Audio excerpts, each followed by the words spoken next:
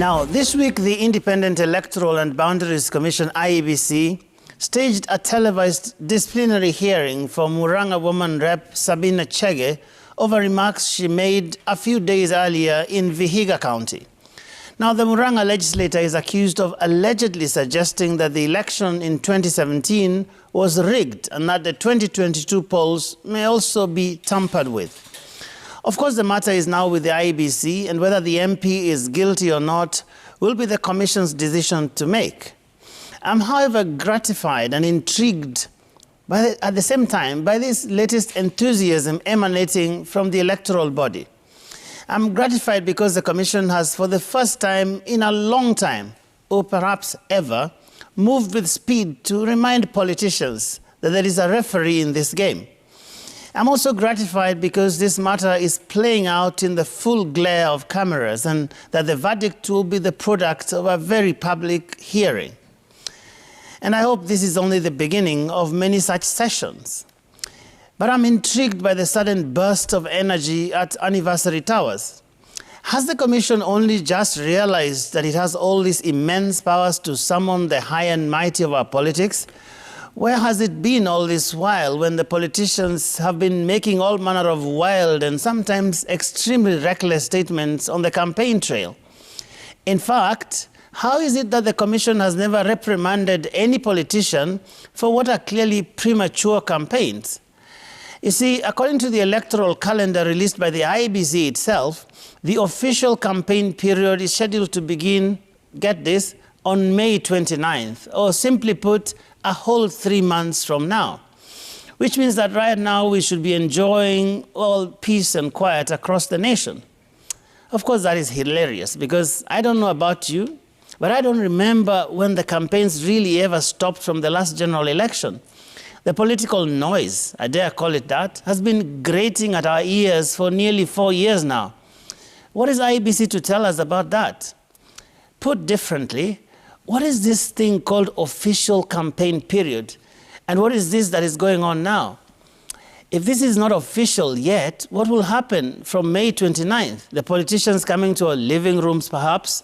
Or maybe the bribes they give to voters will get bigger or the insults more obscene?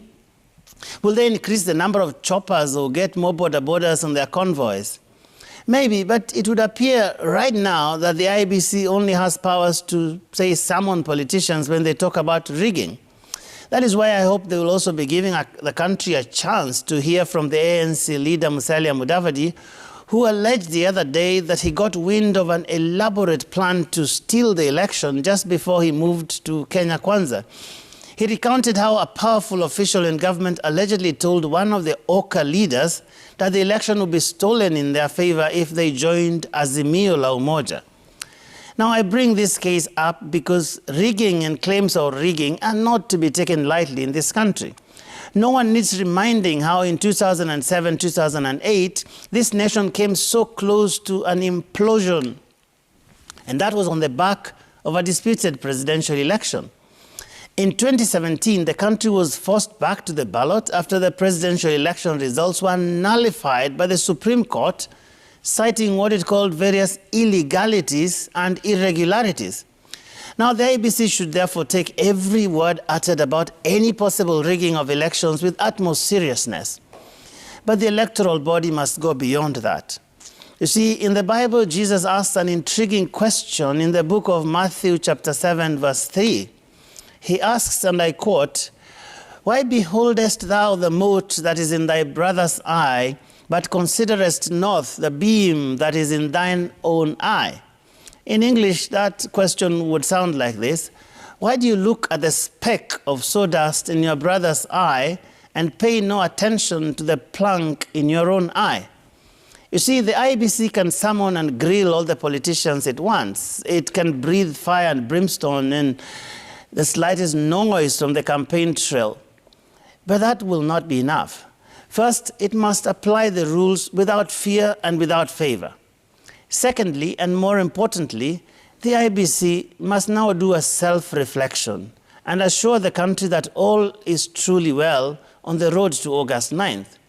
The IEBC must tell us in no uncertain terms that the mess of 2017 is now behind us and that the election will be free, fair, and verifiable, regardless of what the politicians will say or do. That will be the greater duty to the nation. And to paraphrase the great T.S. Eliot, that is the only way the IEBC will end this with a bang and not a whimper. That is my angle for the week.